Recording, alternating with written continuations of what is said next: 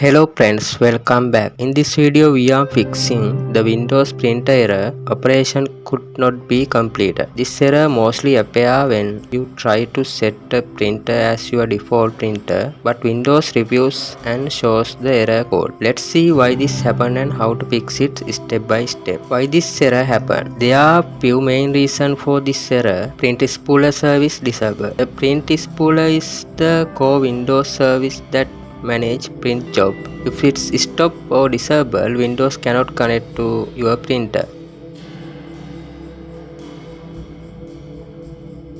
RPC Remote Procedure Fault. Printers in Windows use RPC to communicate. If RPC connection, listener or TCP support is disabled, the system cannot talk to the printer and show error. Group policy restriction. In some system, group policy disable printer connection over RPC. That also triggers the error.